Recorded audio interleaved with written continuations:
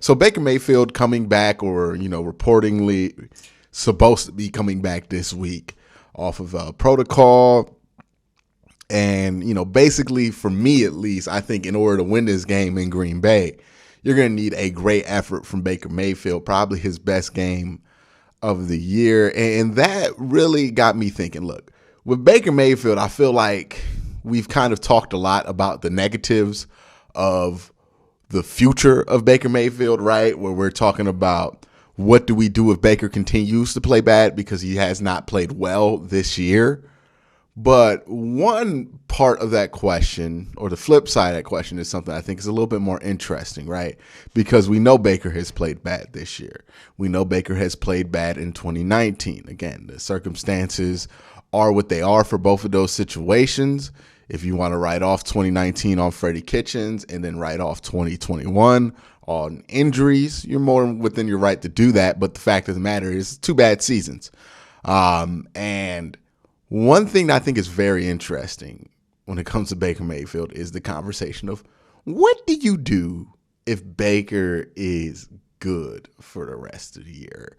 And I think the answer varies depending on what levels of good he is. But let's say he's at the highest that we have seen Baker Mayfield play, right? He returns to end of 2020 level Baker Mayfield. What do you do if that happens, right? If you're the Cleveland Browns? I think that's a more complicated answer than a lot of people want that to be, right? Because one, when we were talking about extending Baker Mayfield in the offseason, and this is something that people were more likely to want to do in the offseason, it was with the assumption that he was going to improve from how he played in 2020. Now, the fact that he has played so bad in 2021 will make him getting back to that level that how he played in 2020 seem like it's where we wanted him to be, but it would still be behind where you would want him to be, right? We wanted him to take a step up from what he was in 2020 in order to justify paying him. So even if he does return to 2020 form, there's a few questions, right? One, if Baker returns to that form, is that enough to help the offense? Because his offense has been a unilateral team mess.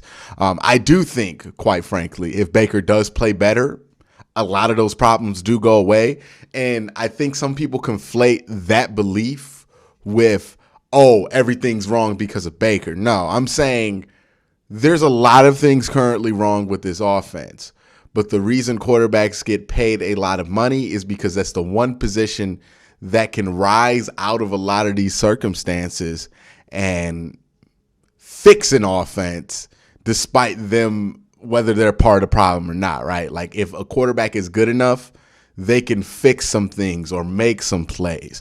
And if Baker is playing at that end of 2020 level, I think that's enough, given how good the defense has played this year, to give you enough support offensively to be something that's worthwhile. But that's also a question, right? If Baker gets back to that form, is that going to even be enough offensively, given that this is one of the worst offenses in the last 6 weeks in the NFL when you look at point totals? So that's one question. Now, let's assume that Baker plays well for these last games. Let's assume that that offensive performance is enough to elevate this team to make a playoff run. What if they make a decent playoff run? Not a great playoff run, right? If they go to the Super Bowl, obvious answer, right? If they go or win a Super Bowl, obvious answer, especially if they win. Baker's going to get re-signed.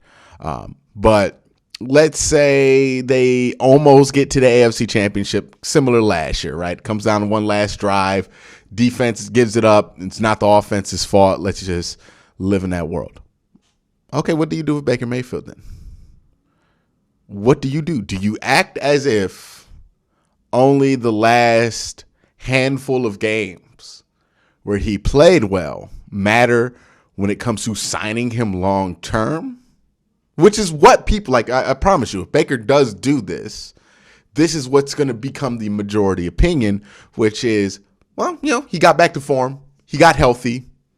Let's sign him, right? But again, signing him was depending on him playing better than he did at 2020. But what do you do at that point, right? Do you give Baker one of these mid-tier level quarterback contracts? Now, I think that's honestly the direction that we're leaning in. I think, me personally, regardless of how Baker plays for the end of this year, we're looking at Baker Mayfield, at best, probably re-signing for the Browns next year for like 2 years, $20 million for both years. So 2 years, $40 million. I think that's the extension they'll give Baker Mayfield. They'll give the Browns enough time to move on and try to move on to somebody else. And I think that'll give Baker Mayfield the immediate money that he wants right now. I think one of the things, if you look at the NFL, if you look at how quarterback contracts have worked out, and I had this conversation on AFC North Talk when we were talking about quarterback contracts. And I think the prevailing knowledge to a lot of people is big quarterback contract equals bad for team. I think that logic is flawed. I don't think the basis of it is flawed, but I do think there's a part of that logic that is flawed, which is it counts all quarterbacks in that idea, right? That big quarterback contract equals bad. I think that for like 95% of quarterbacks or 90% of quarterbacks, that argument is very valid. I actually think we re-signed way too many quarterbacks, right? If you look at that mid-range quarterback number, right, the sub 35 a year number, or, you know, when we start getting into like the $20 million a year quarterbacks, there's not a lot of Super Bowl contenders there, right? The best case scenario you can point at is probably like Matt Stafford and Derek Carr. And Derek Carr, as long as he's been on the Raiders, has never been a real Super Bowl threat. And Matt Stafford, it took him being moved to a team that had vastly more talent than what the Lions were able to accrue around him to get him to Super Bowl contender status, right? And even then, there's some questions about how real that team is. So when you look at quarterback contracts, I think that's one of the things we have to keep in mind. What level of quarterback are we talking here? For a guy like Lamar Jackson, for a guy like Patrick Mahomes, for somebody like Aaron Rodgers, you absolutely give them as much money as they want, because those are guys who can elevate your team, who make you a contender regardless of what you have around you. I mean, legitimately, the Ravens were sitting on top of this division for the longest time until Lamar Jackson got hurt, and they have had everybody get injured on that team. Patrick Mahomes is Patrick Mahomes, and then Aaron Rodgers is obviously Aaron Rodgers. So those are like three guys. There's probably more, but I wouldn't add more than like 2 or 3 more people to that list of players that instantly make you a Super Bowl contender. And I think those players, invaluable, right? It's like signing LeBron James. It's like signing Kevin Durant. When you get one of those players, you become a superstar contending, well, not a superstar contending team, but a Super Bowl contending team automatically, right? Those guys are worth all the money. But when you talk about everybody else, the Ryan Tannehills, the Kirk Cousins, the Jared Goffs, the Andy Daltons, you know, that level of quarterback, then that's where we run into issues, because I think a lot of people just want to keep their quarterback because it's better to them to just keep somebody than to keep looking for somebody, right? That cycle is absolutely vicious. But again, when you look at those quarterbacks that aren't those guys that still didn't get that much money, like obviously Tom Brady kind of is an outlier on this entire conversation, because not a lot of quarterbacks as accomplished as Tom Brady will ever take that money that Tom Brady is taking. And even the fact that Tom Brady does take that money, I don't think that's as big as a credit to his success as him being Tom Brady, right? I think if Tom Brady were making $40 million a year, he'd probably have at least 6 Super Bowl rings, right? So I don't credit that to his success, because I think, honestly, if you're going to call somebody the GOAT, you can't say he's only the GOAT because he's took $20 million off his deal. I think he's the GOAT because he's the GOAT. So Tom Brady being an outlier, you look at those guys under that premium contract number, right? That mid-range quarterback deal. Where has it worked out, right? I mean, Joe Flacco, you could point to him, but Joe Flacco was won his Super Bowl on his rookie deal, right? He didn't really do anything off that mid-level extension that they gave him after they won the Super Bowl. Again, those mid-level quarterbacks that they signed to these long-term deals, I don't think they work out. I think what we're going to start to see from a lot of teams, including the Cleveland Browns, and the Cleveland Browns might end up being a trendsetter, is short-term deals for quarterbacks at that level. And even if Baker does play at the same level that he did at the end of 2020, I think he's probably going to end up being a guinea pig for that experiment, right?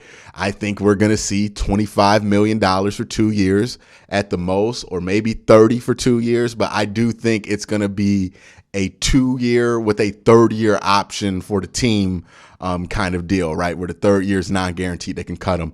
But I think that's what we're going to see here for not only Baker Mayfield, but honestly, a lot of quarterbacks coming up that are in that mid-level area where they're not bad.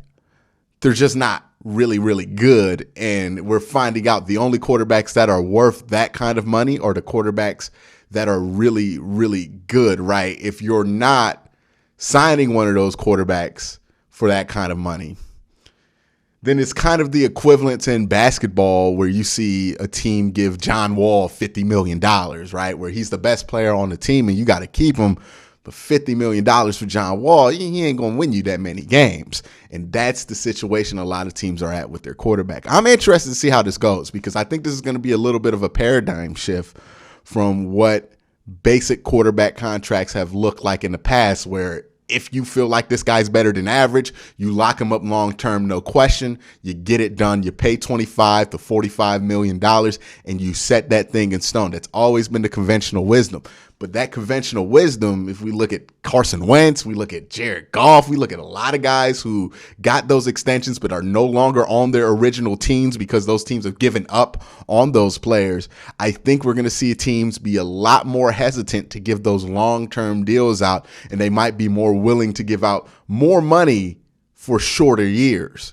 And I think that's going to be where we end up with these mid-level quarterbacks. I think we're going to see a lot of these mid-level quarterbacks trade teams a lot more often. And I think the days of locking up a Kirk Cousins just because he's available for 6 years, I think those days might be over sooner than later because it just doesn't seem like that ever works out for anybody, right? But let me know what you think in the comments down below, right? What do you do with Baker Mayfield if he turns it around and plays better or closer to that 2020 level, right? Is that enough for you to give him a long-term franchise level extension? Or are you going to want to sit back and see what he does in 2021 before you do anything? Let me know what you think down in the comment section below. But again, guys, thank you for watching. Have a great day. Have a good night.